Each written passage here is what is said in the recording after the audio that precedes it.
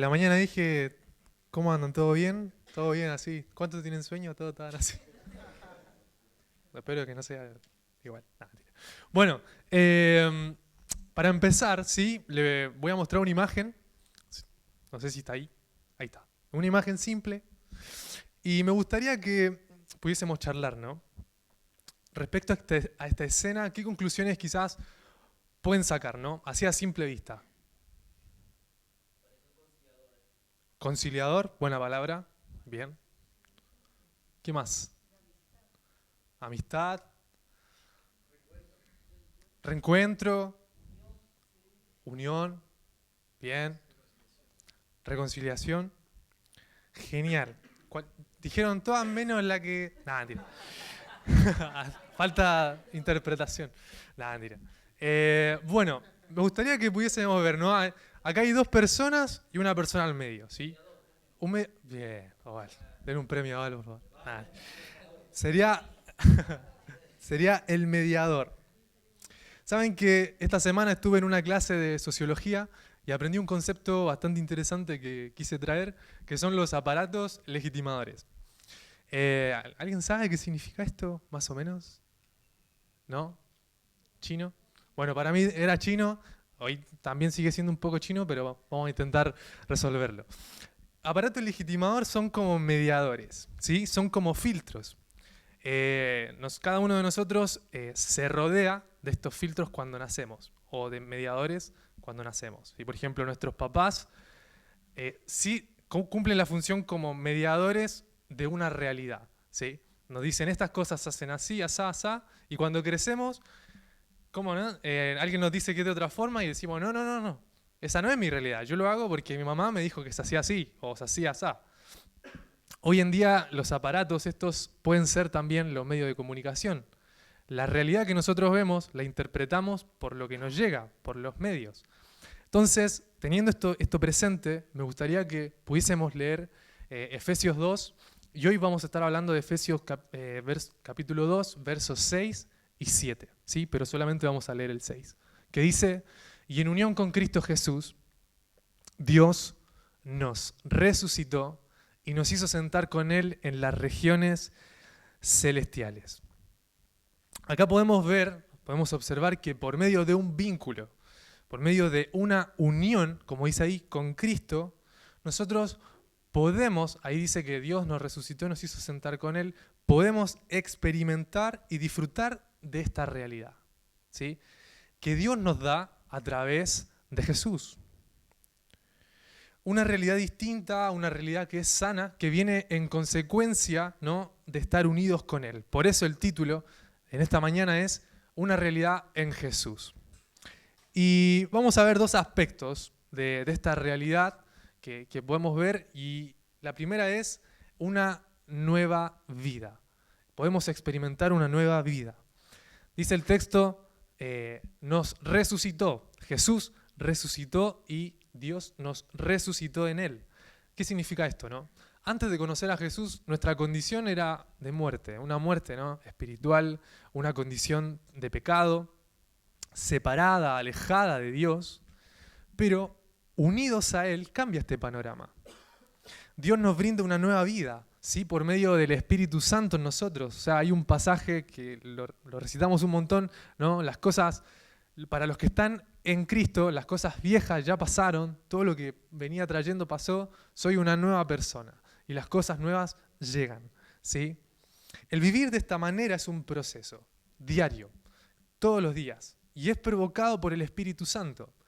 Me gustaría que pudiésemos verlo como un cambio de orientación, ¿sí? Quizás antes, ¿no?, de conocer a Jesús, nuestra vida tenía otro rumbo, un rumbo que se dejaba llevar por nuestras pasiones, por nuestros malos deseos,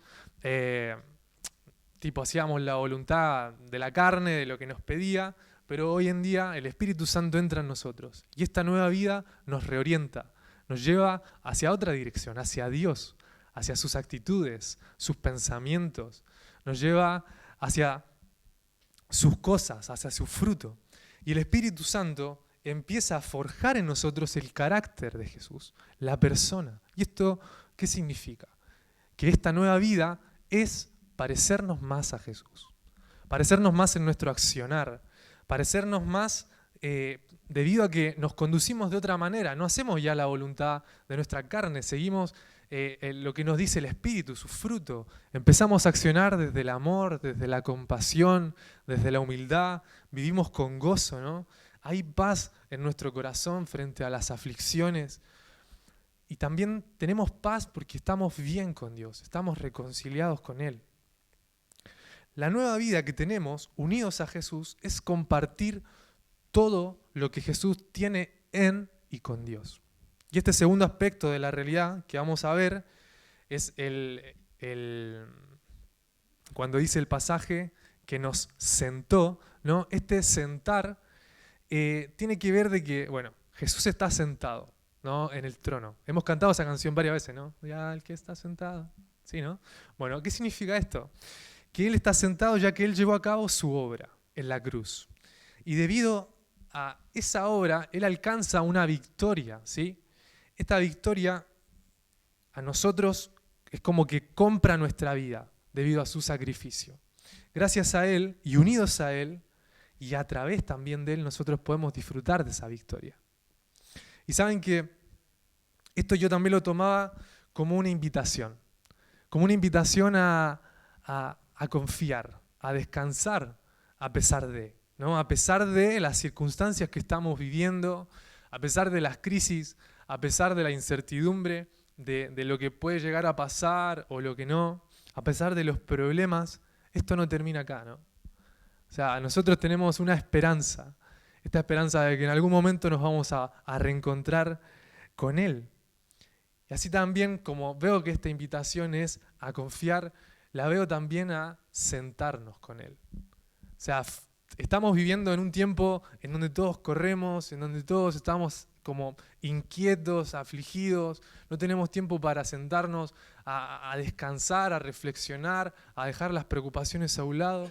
Pero esta invitación también es, pará, sentate un rato, sentate. Yo tengo el control de todas las cosas. Contame lo que te preocupa.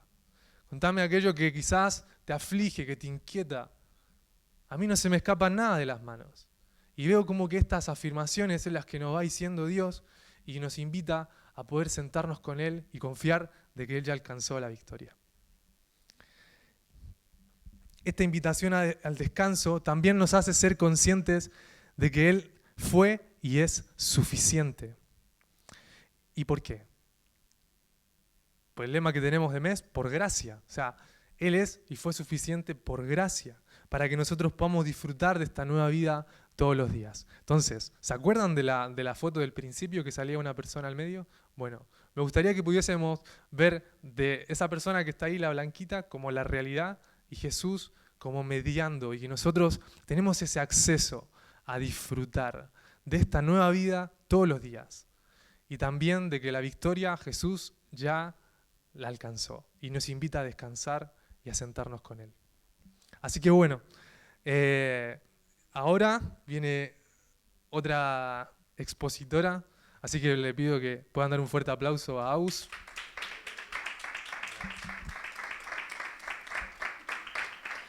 Bueno, continuando un poco lo que venía hablando Emiel, vamos ahora a tocar el siguiente versículo, que es el 7, que dice: para mostrar en los tiempos venideros la incomparable riqueza de su gracia, que por su bondad derramó sobre nosotros en Cristo Jesús. Y hoy me gustaría enfatizar en la primera parte, para mostrar en los tiempos venideros la incomparable riqueza de su gracia. Para mostrar, que vemos ahí, quiere decir exhibición, revelar. Este versículo 7 es el propósito, es la respuesta de todos los anteriores que venimos viendo en el mes, del 1 al 6. Y en otras palabras también se puede decir con el fin de demostrar como evidencia de. Y hoy quiero compartirles 28 puntos. No, mentira. No, mentira, son poquitos. No, en inglés existe un concepto que se llaman las 5 Ws, quizás algunos lo conocen. Son interrogantes que comienzan con la letra W y son preguntas sencillas y completas que dan una respuesta al a la persona que se le quiere transmitir de manera eficaz. Entonces, me gustaría que podamos aplicar estas 5 Ws a esta primera parte del pasaje. Y la primera interrogante, la primera W es el who, ¿quién? ¿Quién muestra? ¿No? Dice para mostrar. ¿Quién muestra? Bueno, justamente nosotros, la iglesia. Desde el primer versículo de este capítulo 2, vemos como el autor nos dice, ustedes se conducían, todos nosotros también se incluye, o sea, nosotros somos lo que debemos mostrar. El siguiente interrogante es, what? ¿Qué? ¿Qué? ¿Mostrar qué? Justamente su gracia, para mostrar la incomparable riqueza de su gracia. Y así como mencionaba el pastor Rocco el domingo pasado acerca de la gracia, eso es lo que no merecemos. Y es interesante como en esta parte Pablo no solo dice riqueza de su gracia, sino le agrega incomparable. En otras versiones también dice impresionante, increíble, abundante. Y eso es lo que es la gracia, es abundante, sobrepasa, está sin límites, es inmensurable e inmerecida. Y eso es lo que nosotros debemos mostrar, esa riqueza, esa abundancia. El tercer W es el where, ¿dónde? Para mostrar dónde, esa es la pregunta. Justamente en todos los contextos en donde nos encontramos, en los ámbitos, ¿dónde te moves hoy vos? En tu trabajo, en la universidad, en el colegio, donde sea que te mueves en tu hogar, ahí es donde nosotros debemos mostrar la gracia. La cuarta W es when, ¿cuándo? ¿Cuándo mostramos la gracia? En el versículo también dice en los tiempos venideros. Y no solamente habla acerca del futuro cuando Jesús venga de vuelta, sino también habla acerca del presente, ¿no? Y es muy loco cuando nosotros mostramos la gracia, es algo que perdura con el tiempo. El caminar de Jesús acá en la tierra, todo lo que Él hizo, la gracia que Él mostró y vivió, ha tenido repercusión hasta el día de hoy en nuestras vidas, ¿no? Y que nosotros también podamos mostrar y que perdure. La quinta W es el why, el por qué. ¿Por qué mostrar la gracia? La gracia no es solo para salvar, sino además para manifestar y exteriorizarla. El propósito principal, como mencionaba al principio, para mostrar es el fin de demostrar, evidenciar. Porque el plan principal de Dios es que podamos extender su reino, ¿no? Y hay muchos que no conocen la gracia. Y nosotros que sí la hemos conocido, que podamos mostrarla. Y hay muchos que también viven pensando que capaz no merecen ser amados, que no merecen ser perdonados, que no merecen misericordia. Entonces, que nosotros podamos tomar ese lugar y mostrarlo. Y para terminar, quiero terminar con otra pregunta que es un bonus, pero no es de las 5 W, sino empieza con H. Pero es casi la base de la comunicación que se usa estas 5 Ws en la investigación, en un montón de comunicación, que es el how, ¿cómo? ¿Cómo podemos mostrar la gracia? ¿Cómo podemos mostrar eso que recibimos en los lugares en donde nos encontramos? Y algo que me gusta, que está en Mateo 10:38, es de gracia recibimos, de gracia damos. Así como nosotros recibimos de parte de Dios, a pesar de que no lo merecíamos, pero aún así Dios decidió amarnos y dar su vida por nosotros, que nosotros también podamos hacerlo por otros, ¿no? Dar de esa misma manera. Y capaz, bajo nuestra perspectiva, la otra persona no lo merece. Capaz, no sé, me miró mal y ¿qué voy a saludar? Me viene a pedir ayuda después de clavarme el visto, o no sé, después de tanto daño, capaz, ahora me venís a pedir perdón y crees que de vuelta a la página como si nada. Dios dio vuelta a la página por nosotros. Entonces, que nosotros también podamos hacer eso. Por eso le puse a este sermón desde otra perspectiva. Porque si vemos bajo nuestros ojos, la otra persona capaz no se lo merece. Pero si vemos bajo la perspectiva de Dios, bajo la perspectiva de la gracia, vamos a poder demostrar y amar así como Dios nos amó a nosotros. De gracia recibí, de gracia doy. Si entiendo este concepto, voy a poder mostrar la incomparable riqueza de su gracia. Y quiero terminar animándolos ahí donde están anotando o que abran ahí sus notas, que puedan completar la siguiente frase. Dios, ayúdame a mostrarle gracia a... Y ahí pongan un nombre, para que esta semana se vayan desafiados. ¿Quién es capaz alguien que te ha costado mostrarle gracia? Que te ha costado capaz tenerle paciencia, tolerar. Quiero animarles a que como iglesia podamos mostrar la gracia en todos los contextos en donde nos encontramos, en todo tiempo, porque Dios desea que podamos hacerla conocer a través de nuestras vidas y a través de nuestras acciones. Así que voy a presentar al siguiente expositor, a Nico, y lo recibo con un fuerte aplauso.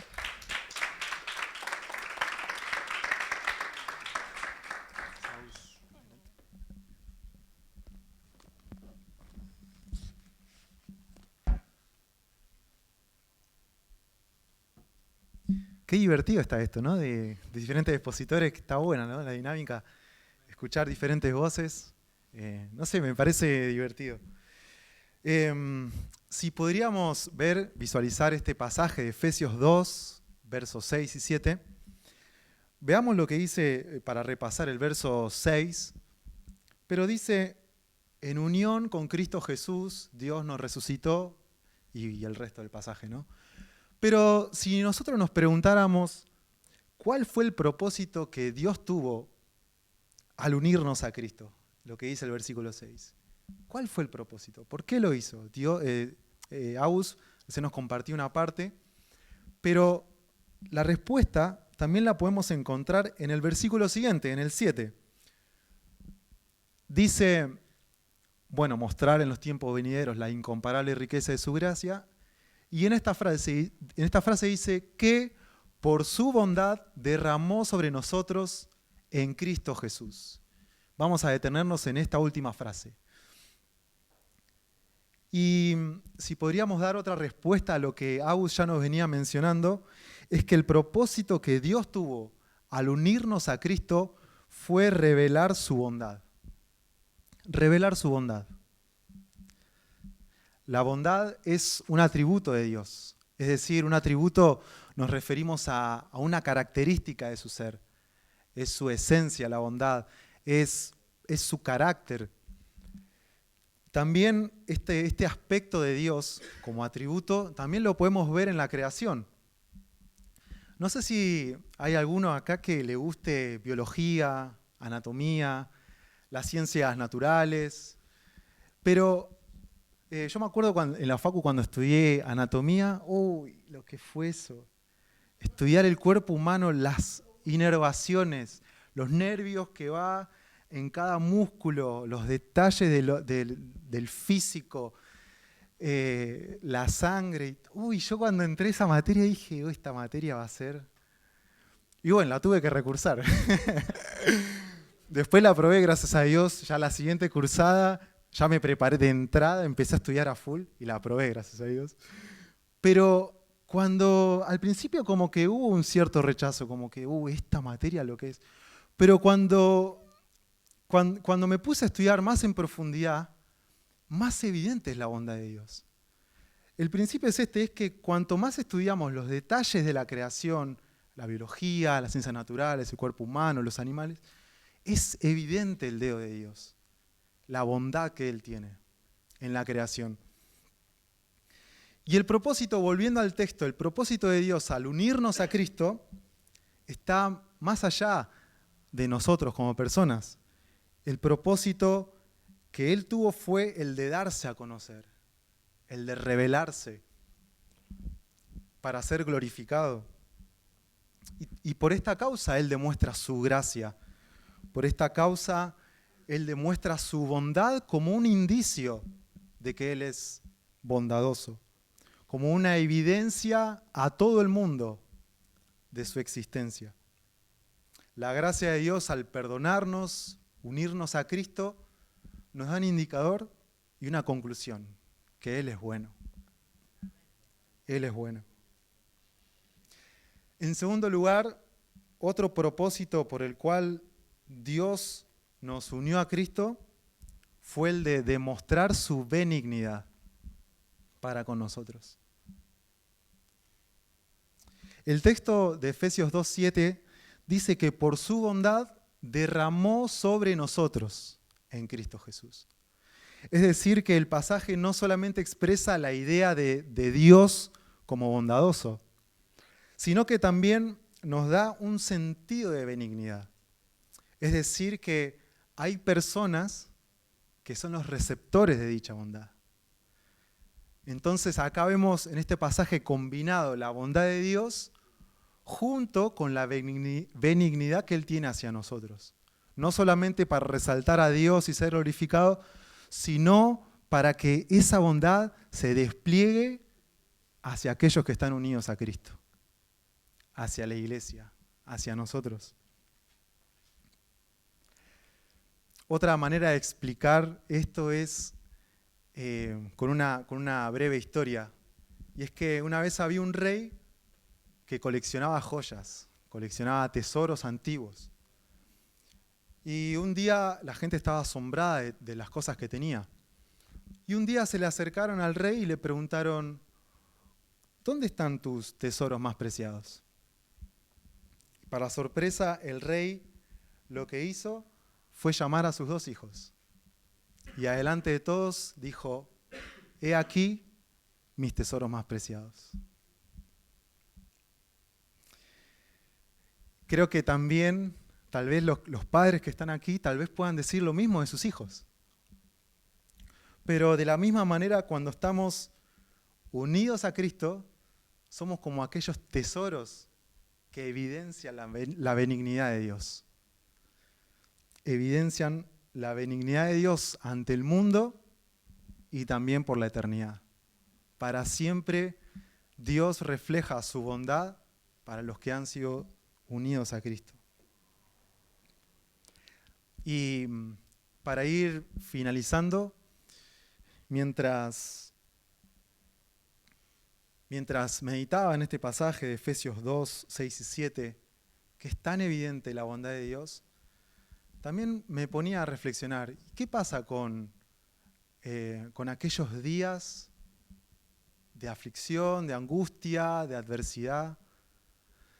Lo que compartía Emiel de a pesar de... Y yo me ponía a reflexionar sobre eso. ¿Acaso la bondad de Dios se ve opacada en esos días? ¿La bondad de Dios se ve opacada en esos momentos? Tal vez para nosotros sí, para nuestra perspectiva.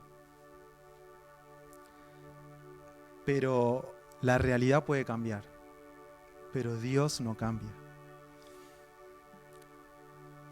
Y me hacía recordar lo que dice Nahum 1:7, que dice, bueno es el Señor, es refugio en el día de la angustia y protector de los que en Él confían. Aún en los días, como decía Emir, en el a pesar de, Dios nos unió a Cristo, nos dio una nueva vida, nos resucitó, nos hizo sentar en lugares celestiales, nos muestra la riqueza de su gracia. Y en el día de la angustia podemos decir, Dios es bueno y es refugio incluso en el día malo. Y en conclusión, el propósito que Dios tuvo al hacer todo esto fue revelar su bondad y mostrar su benignidad para con nosotros, con los que creen, con los que han decidido por Jesús.